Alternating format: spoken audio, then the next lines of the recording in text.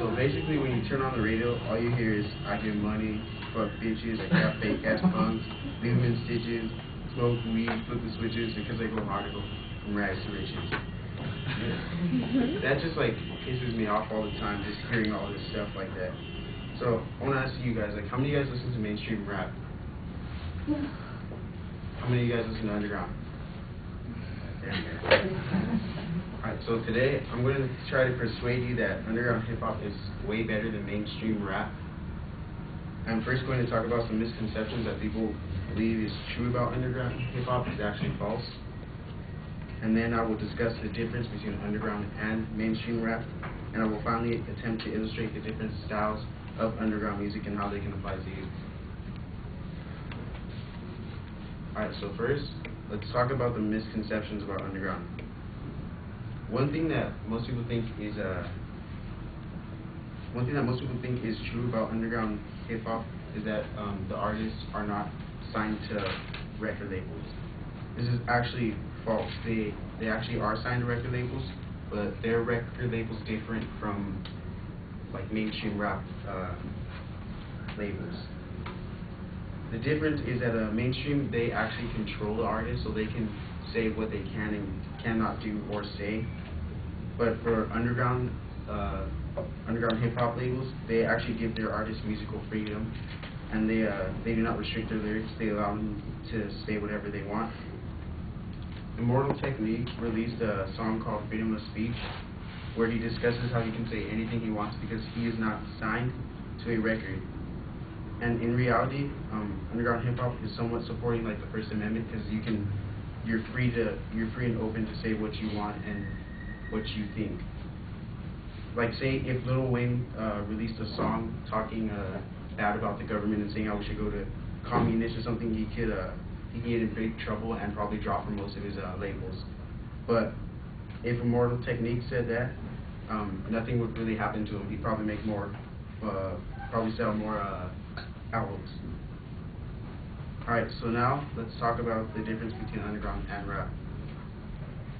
According to rapnews.net, the definition of underground is purest avant-garde hip-hop, which strives to align itself with the sound origins.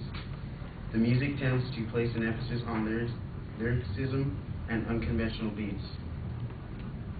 James Spiller says, "It seems that commercial rap has been overtaken by unintelligent filth."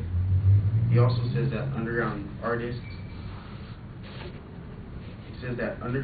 seamlessly weave emotion, thought-provoking lyrics, gorgeously crafted rhymes, and double and triple entendres into the sonic landscapes that fill every nook and cranny of the listener's minds.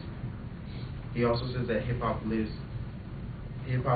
and it also hides deep in the underground.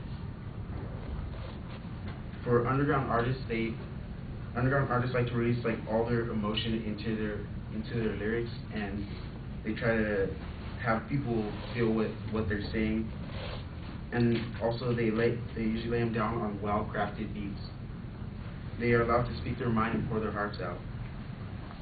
For mainstream rap artists, usually they're just talking about how they get money and fame, and but for hip hop, it's more like a lifestyle.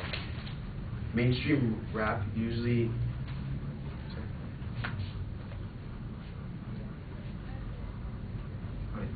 mainstream rap is usually the artists are just in it just to get money. They just chose that path. It's more like a job. It's not like how they feel. Where underground, it's actually like a lifestyle. They don't care if they make money or if they don't. They just want to let people know how they feel. It's kind of like poetry in music. Alright, now that we talked about the difference of between underground and rap, let's move on to the different styles of underground and how they can relate to you. There are many different styles of underground hip-hop. First, there's the group style, where there's a group of artists together on the same track, and this style is more free and fun because you get a variety of artists. These artists include like Hieroglyphics, Jurassic 5, and Living Legends.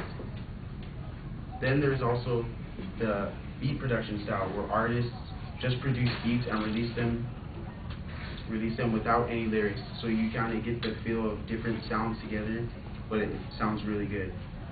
Artists like this include J Dilla, Mad Lib, and Flying Lotus and Amra. Then there's the more in-depth poetic style, where artists pour out their hearts through their lyrics, so you can feel their emotions.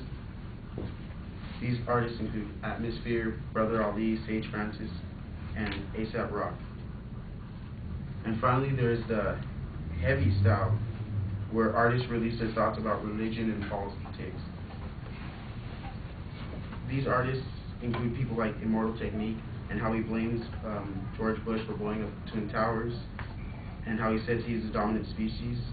And then you have Jedi Mind Tricks, and how they describe how to kill someone and hide their body in a lake, or how they could strangle a priest with his own rosary.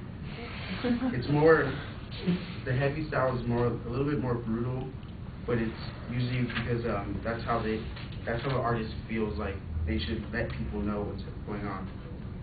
Unlike underground, mainstream rap is usually just talking about getting money and going around and getting girls. There's really no meaning to it. It's just basically garbage.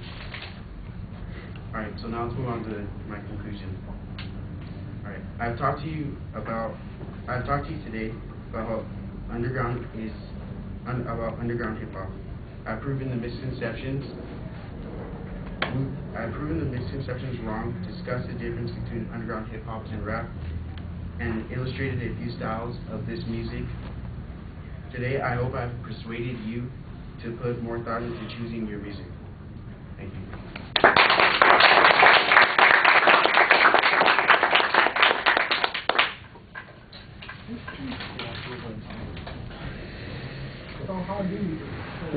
All right, Gigi, what did you think? I thought the attention grabber was good. I thought the idea was interesting, but I wasn't sure if he was including mainstream rap from back in the 80s, gangster rap, things like that in his mainstream. They talked about their life, not just money and getting money and that kind of thing.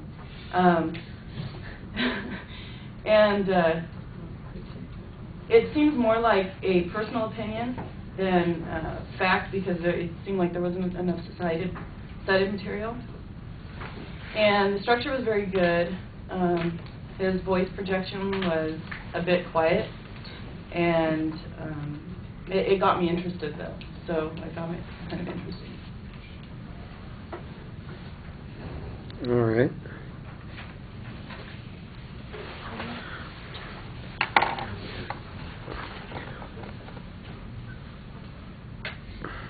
I like the stream of quotes that you used as the attention device. I didn't care much for the audience survey.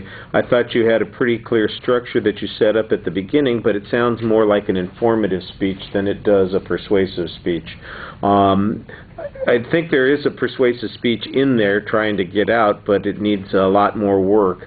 I think Gigi's right when she says that some of it sounds like it's a personal opinion. There's nothing wrong with having a personal opinion, and your personal opinion should be the basis of making a persuasive speech, but your personal opinion's got to be backed up by something.